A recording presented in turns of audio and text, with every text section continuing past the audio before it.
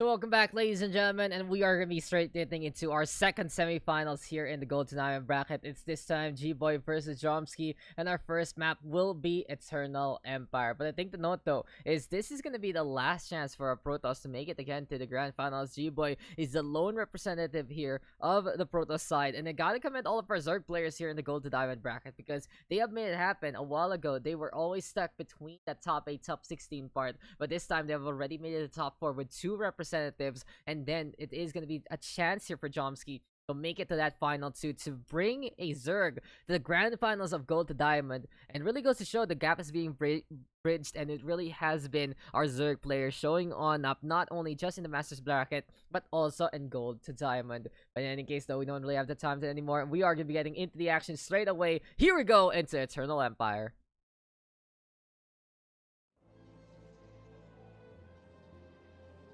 So hello guys, welcome back to our quarantine tournament number 5, round 5 broadcast. This is the semifinals here of Gold to Diamond bracket, and introducing first here on the top right of Eternal Empire, the last chance of the Protoss race. It is our green Protoss, Subi, and his opponents here on the bottom left side of Eternal Empire. It is gonna be our yellow Zerg, Jomski. Now, I gotta say, though, Jomski has been a pleasant surprise in, well, this whole tournament. Jomski has pretty much come out of nowhere to destroy every single person along the way. And something I've noted about his games, though, they do tend to go for the longer side. They do tend to try and play the macro game in the first place. And it really just goes to show, right? It really just goes to show that if that's what the Zerg is focused on in the first place, they might as well. In the meantime, Subi has always been a player that can adjust as much as possible. Can't play the macro, can't play the micro, and pretty much a complete package here for Gold to Diamond. Just needs a few refinement here and there, and he can move on into big leagues. But for now though, it's gonna be high time to see what these two are gonna be on the bats. Of course, we do already anticipate that Jomski will be going for the hatchery first setup. Does like to play the macro as we said before, and he does have just that tendency to try and get as many bases as possible. 2-3 base, something pretty much standard for him in the first place, and he just wants to build as much as he can. But in a case like this though, what can our Zerg really do? It's all about figuring out what the plan is for the Zerg, and what really is going to be the meta composition that Jomski wants to play on. Will it be the Roaches? Will it be the Mutas? As Subi, in the meantime, is getting that second assimilator, has gone into the Nexus before the core here, and with the gateway set on up just in case to try and look at that wall. He used that scouting to realize that, oh, I'm not going to be dealing with early aggression anytime soon. I'm playing against a macro-based player, so I'm going to be happy to go for the Nexus first here. And now, pretty solid setup here for Subi. And these Zerglings is going to be onto the outskirts, but that's going to be that. In any case, though, Queen's now being built up by Jomski. Third base immediately. It really does show that it's a very heavy base focus here for the side of our Zerg. As the Adept going to get warped on in, we are going to also see the Cybernetic score try and get the Warp Gate research on. Robo Facility immediately also here for GBoy, anticipating that, hey, I might be able to go for the Warp Prism. Maybe can be an Adept timing attack here from the side of Subi. But from what this is looking like, it might actually be the Immortals into play instead. As we do see the Stalker being built, second Great Gate right now, gonna get added on up. And really wouldn't be surprised to see the armor-based composition here from Subi to try and go for the march. But it's all really up to GBoy. But as I say that, Wild Cancel being built as well. And this can still be that Blink. This can also be that Glaze if need be. Really depends right now what the plan here for Subi is. I think it's going to be defined by whatever is the first building that is built up by this Robo Facility. And you guys, thank you to Golden Zero for the Prime sub there. Really appreciate the support. But I gotta say though, that in this case, whoever wins this will be facing off against GLG tomorrow, and you don't want to miss that. That's going to be a live grand finals. It's going to be absolutely hype in the afternoon, and it really is just going to be an amazing time to captivate and wrap up the quarantine tournament number 5 series. In a case like this though, charge slots now being, it's going to be charge slots actually here for Subi. Interesting call to go straight into charge. I really didn't anticipate it. I was expecting either Blink Stalker or the Adept Blaze, but in a case like this, it might be straight into Zealot Archons instead. Very easy army composition to handle. It's all about the melee cleave as well as the Archons getting the Psionic Shockwave AoE damage in the first place.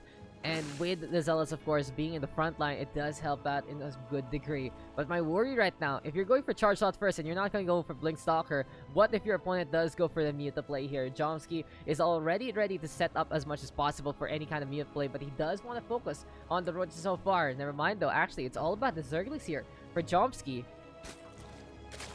It seems like the plan now for Yellow Zerg is just to wait it out for the time being, see what this is going to be all about. We'll find out what this drone is going to be here doing in the first place. But as we say, there we go with the roaches this time. And as we are going to be getting a lair tech as well, it seems like these two bases, that these two armies are looking to congregate and looking to make a bigger one here and now. But Twin Immortal drop here from the side of Subi, and I like this a lot. This can actually make a difference, especially when the roaches are into play. Some good micro can shut down any kind of unit composition, except maybe the good swarm of Zerglings. And the fact of the matter is, since Jomski is not going for the attack whatsoever, he will be having those Zerglings ready for the defense. But in a case like this, does decide to go for the warp cycle of Zealots instead. Jomski, in the meantime, spotting out the warpers immediately. And here we go with the interception. Zealots cleaving against everything else. Immortals, in the meantime, dropped on down. And the best thing right now Jomski can do is get the hell away from there, because this is going to be a pretty good timing attack from Subi so far. Immortals and Charlottes already have hampered the opponent. And basically, the plan of action here for GBoy is to catch out his opponent, overextending on the macro side, over-droning if ever. But in a case like this, though, Jomski has already anticipated it and getting a bigger army along the way. Queens are congregated, roaches are going to be there as well. Jomski, though, in the meantime, going for the Immortal first. And Subi really needs to pick up that Immortal at the last moment, but the Queen is there to shut it down. And the micro is just non-existent here. GBoy has to back on away. This is going to be really good from Jomski. And the biggest mistake there has to be the fact that when we saw the Immortals around it wasn't immediately picked up to try and go for the roaches. The micro there from GBoy, a good idea, but the execution a little lackluster. And Jomski with a bigger army able to defend. Not bad whatsoever there from Jomski, at the very least surviving for the time being. And with this 3-base setup still going online again, these Zealots are just running on around just to die. In a case like this though, Talk behind. There we go with the charge shots yet again. Jomski right now looking to get the hell away from there, but never mind. Like I said though, it's still this roach concave looking pretty strong. He hasn't even gotten red constitution yet. Seems like the plan here for Jomski to get a bigger army, try to go for that 200, and there is that big tendency here in Gold to Diamond for our players to like to go for the 200 to try and get the biggest army that they can get in the first place. And there you go with another roach though, being moved on over and trying to see what this is going to be all about. Jomski though in the meantime going to be on the low ground. There we go with more of these units being built, and finally the upgrades are online here for Jomski, looking for that +1, looking at the constitution. And in the meantime for GBoy, a little too busy on the APM side, focusing going for the army instead. There we go with the Immortal in behind. He's brought in everything. We see the Lone Adept, we see the Stalkers there as well in terms of upgrades, so it's really just a charge lot. And with these Zealots overextending just a little bit, it can be Jomski going for the pitter patter push on back. These roaches getting the acid yet again. There we go though with the Warpers, him getting a pickup, and it's still not the right unit. He cannot afford, GBoy cannot afford to losing these Immortals like this, and you can see the difference without a DPS there from the Face Disruptors. It's just Jomski again pushing them back, and this is why, guys, you gotta make sure your Immortals stay immortal. This is why their name is Immortal, not because of their HP, but because you have to keep them alive against these armor-based compositions. And I really think that GBoy could have this one in the bag if only he kept those two Immortals alive in the first place. So now he has to really go on the back foot approach, and he is going to be hurting for the time being.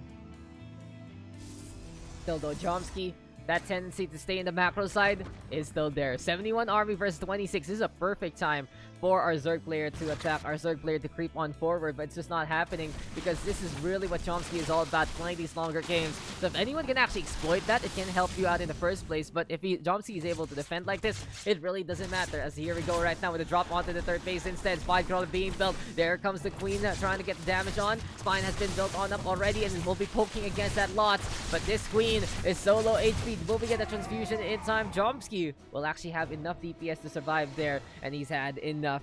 Is it finally time to go for the march? Is it finally time to see what this is going to be all about? More Zealots here warped in by Subi, and he's going for that third base, but he should know that he's in a very precarious spot because Jomski has not lost many units whatsoever. He has 80 of an army count right now compared to 28, and this is looking to be completely overwhelming to say the least. We'll see though what this push is going to be all about, as Ravagers also added to the mix. perfect composition right now for Subi. In a case like this, Roach Ravager just way too potent in big numbers. And 82 army, as we said, is a far cry from 28. Unfortunately for Subi, also gonna go for the Stargate. Nothing to help out here, especially those Voiders that are so in the meta right now. There we go with the Stalkers not being warped on in, but you can see the problem without that upgrade, without that blink, it's just so hard for them to face off against Roaches in a good spot because the Roaches are very tanky. And sure, the Stalkers are a little tankier, especially with those shields in the first place, but they are a lot more expensive. And right now, with the numbers here in favor of Jomski, it really is just our Zerg pushing on forward. There we go with the Micro again to try and pick up a few units here and there. And that does beget a little bit of respect here from our yellow Zerg. But Subi still going over to that high ground. Immortal gonna be into play. There we go with the Stalkers right now. Moving on around again. And the Ravagers gonna be looking to try and drop those bios as soon as possible. In a case like this though, high ground vision is so important for Jomski, and that's what the Overseer is all about. One oversight though can really help out. And here comes Subi now with the Disruptor of Dreams. He's waiting for the Robo a while ago. He's also going for a quick little upgrade onto that speed. But the problem right now is we'll see what this Nova is all about. It does get a few Ravager hits here and there in the back line. But is it gonna be enough? Jomski is hurting here, but he's still not in, well, a pickle. The thing to note, though, is Subi has to go for these bailout blades again and again and again. And if he only kept that Disruptor alive, it could have done a little bit more. But here comes the Microwave again. GBoy trying to do something from the side. Unfortunately, though, this is just way too many numbers. And I would prefer if he actually drops the 2 Immortals rather than the Stalkers into the mix. Just concentrate on low HP units, slowly but surely pick them off. But like we said, it feels like for GBoy right now, he has earned the respect of his opponent. And Jomski backing on away. But what is this going on? 4 bases right now for our Zerg. He is just keeping it up as much as possible. Jomski, a far cry from many other Zergs that we have seen so far into this tournament. Really impressive on building bases as much as possible. It seems like he's not just a StarCraft player. He's a tycoon for any kind of simulator there. Blink Stalkers, though, gonna be into the mix very soon, as well as a Disruptor. It seems like the plan right now for GBoy is to go for the Nova drops this time. We'll see what this is going to be all about. He's trying to secure a 3rd base though. And as we said, Jomski is just really liking to back on that, especially against this drop play. This can be Subi taking advantage of this, but it's not happening because Jomski just has way too much by this point. And really gotta say that this ground base composition is getting even scarier. Now, the only problem right now I have for Jomski's strat is even he's going for the Lurker, he's going for the Hydra. There's nothing really to counter in terms of the air except the Warp Prism, and he will have to contend against the Disruptors there. It's very dangerous right now for Jomski if ever these Disruptors can get the big hits. And as we say that, there we go with the Nova, but oh my god, never mind, it works out. Okay, GBoy, you make me a believer there. 30 of the armor count will be going down, and that is just an impressive hit. I was about to say, though, that this is so dangerous for GBoy to actually drop those Novas there and then, but you can really see that Jomski unable to pay attention, and this is going to be a good chance here for GBoy to actually defend. 77 army versus 57 right now. There we go with Nova again, shutting down the Lurker. Jomski has to back the hell away. What a bailout play there from Subi to keep him alive. And it really was just the fact that his opponent was caught napping there. That could have been an easy shutdown on the Disruptor. 1 all-army command and 1 right-click could have made a difference there. But unfortunately, it just doesn't happen. But a Nova hits from the side of GBoy, keeping him alive, keeping this game ongoing. As there we go with the Creep Tumors bring spread yet again. We'll see this one is what this one's gonna be all about, as this is gonna be GBoy right now marching on forward a little more so. Disruptor though gonna be in play again and again. It really is all about that Nova show so far. And in a case like this, it really feels like here for GBoy that if he can figure something out with all of this, with all of the Nova and more, he can actually take this win. But it feels like such a hope and a prayer, right, for GBoy, and it did kind of fall apart as soon as he lost those initial Immortals. He's also going to go for the Colossus, so it's the full Robo Facility experience here. And now, we do see a quick little upgrade there onto the speed side, and at the same time, we'll see what kind of vision that Subi has. He does know a little bit more. The Speed Prism, trying to get the drops yet again. Look at that worker count right now, 72-47. Very dominant here from our Zerg. And it's only a matter of time, I believe, that Jomski can actually get this push going. And oh no, not again. That is huge. Jomski actually catching out another Warp Prism, forcing GBoy to lose out a big investment yet again. Oh, that has to hurt. And it's really panning out really well here for Jomski because of that one fact. There's just no way right now for our Protoss player to really get anything done to begin with, if that is going to be the case here. But as we say that we are going to be getting the high tech already, we are going to be getting the spines as well to get that extra range. Unfortunately though for Jomski, he has kind of let up on the drone side, and he's forgotten that these things do need to find a new home for the time being. On the other side though, we are going to be getting the observer speed. We're also going to get a Stargate with the Void Ray, and I like this a little bit here for GBoy, but I think it's a little too late per se to go into a single Void Ray to help out against the Roaches and the Ravagers with the Hydras into the mix. It's all about getting to that big army, and Jomski is just waiting for this opportunity. Look at that, 198 to over 200. He is just ready to go yet again for this push and to wrap it up. So though, what is the plan for Zerg? How will he win this? Because he should be already taking this W by this point in time with this big composition, unless the Disruptor of Dreams yet again here from the side of Subi can go for the bailout play. But as I say that, with all the upgrades and more already online here for Jomski, these lurkers are looking very unvaluable whatsoever. And I think to note also, as the Hydras will go down, there we have the Vipers ready for the Abducts. Who's gonna get yoinked? Who's gonna get yoinked here? That's no question there, as that is going to be the Roaches right now marching on forward. There we go, the lurkers are staring apart whatever is in front, and this is just GBoy marching on in just to die. Colossus will get caught. Jomski looking a little too much to handle here, and that has to be it. 36 RV versus 127. GG is called, and Jomski will take our first win in the second semifinal.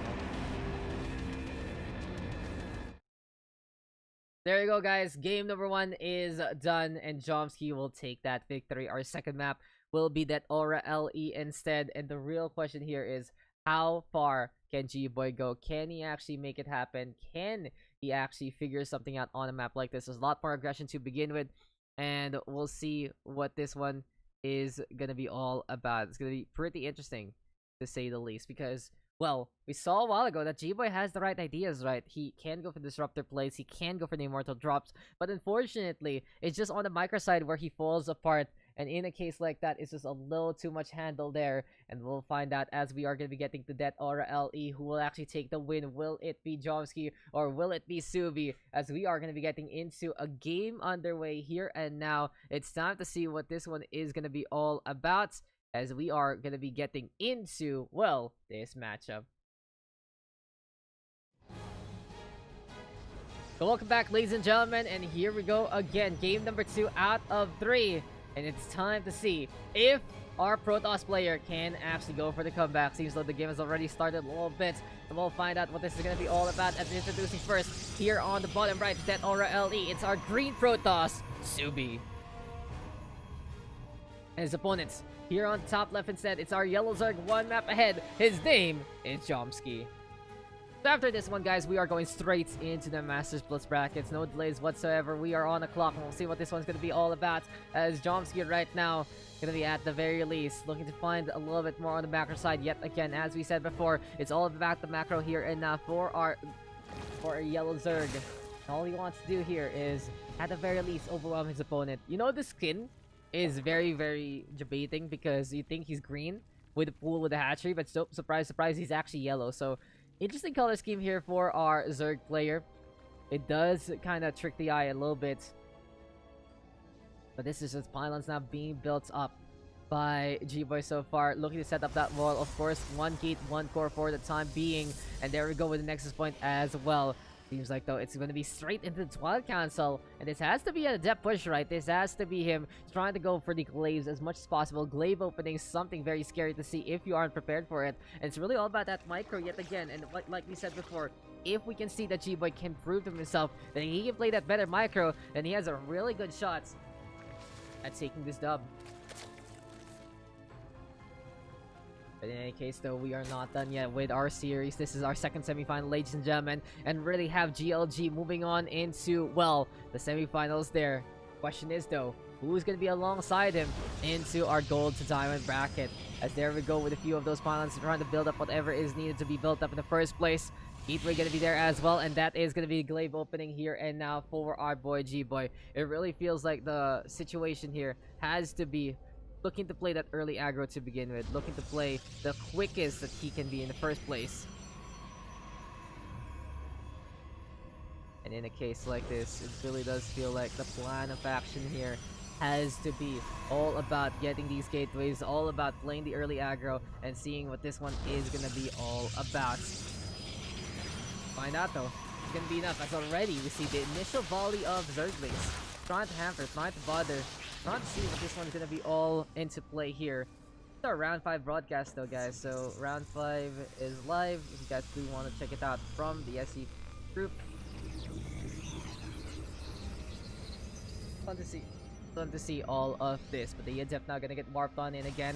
Warp Prism is also into play, and of course Jomski trying to get the scout, but does he actually see the glaives happening here and now? He saw the Twilight Cancel, he saw that Chrono Boost, and he should know that something is amiss, something is coming his way, and this is GBoy right now trying to end things on a quicker note, and we'll find out what Jomski's gonna do on this defense instead.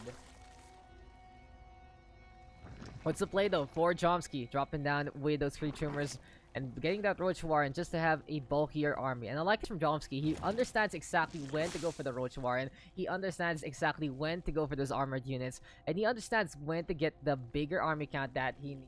We say that though, 10 Roach is now being built to try and defend whatever needs to be defended, but the Psionic Transfer of course is always a scary sight to behold. What's the plan though, as here we go with GBoy right now, gonna be going for the Warp Cycle down below. 4 Adepts already inside, 4 Adepts onto the outside, and there we go with the Shades looking to make it through. This is gonna be a really good hit squad here from GBoy if Jomski is unable to answer back properly.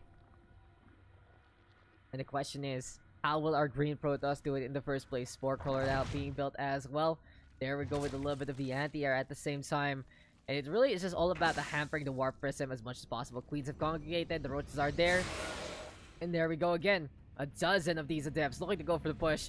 And they are waiting to see what's going to happen there. But the Shades, exactly what's going on. They know that there's an RV waiting on into the third phase. And they will cancel that out instead.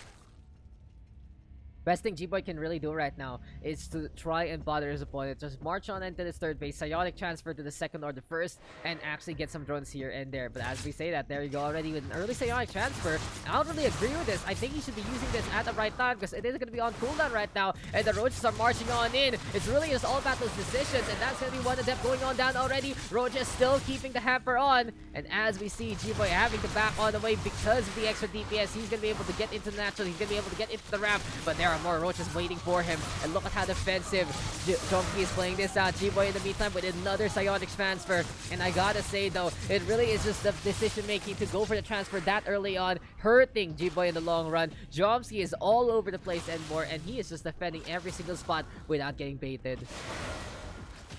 This is a problem. When you're gonna go for that glaive opening, you also need to take in fact that you do have to bait out your opponent to go out of position. But as we see another Warp Cycle there of the Adepts, a Queen will be going down. The Roaches are back into the mix, and we will see half of these Adepts forced to stay because of the cooldown. The other half trying to get on the way, but it doesn't matter because so many of them are falling on over, and these Adepts are just getting warped back in the first place. There we go again though with a little bit more of the hamper, and Jomski is already quadruple the army count here of Subi. He is just tearing apart these Adepts here and there. The reactions here from Jomski absolutely world class, and even though he's down to the working out with the 3 base, he's just so easily gonna be able to rebuild whatever he needs to rebuild, and he can just go for the push ASAP.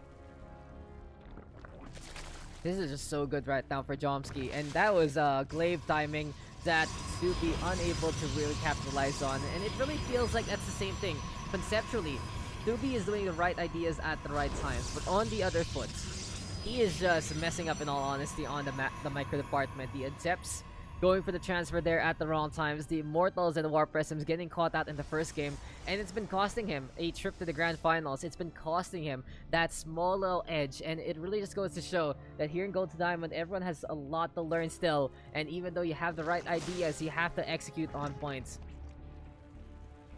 But decisions, it really feels like it's such a tough game to begin with. As there we go with the Lair Tech gonna be online as well here for Jomski. He is just ready to go with the Roaches in the first place. He is hungry to try and wrap this one up in a silver platter with the same way. And there we go with GBoy though doing the same thing again. This glaive opening not panning out whatsoever. And sure, the Adepts are a cool unit and they're pretty good on paper. The problem is though, when you go for the glaives and when you do get countered, the only thing you can say is, well, I guess I'm stuck in glaives now, and I'll see what I can really do with this. It's a very, very early investment. And look at this. Jomski is just waiting for these Adepts to come in position. He does catch out a few of the Adepts already. There we go, though, onto the third base. And Jomski wakes up just to realize that it's an easy shutdown on whatever units that GBoy brings to the table.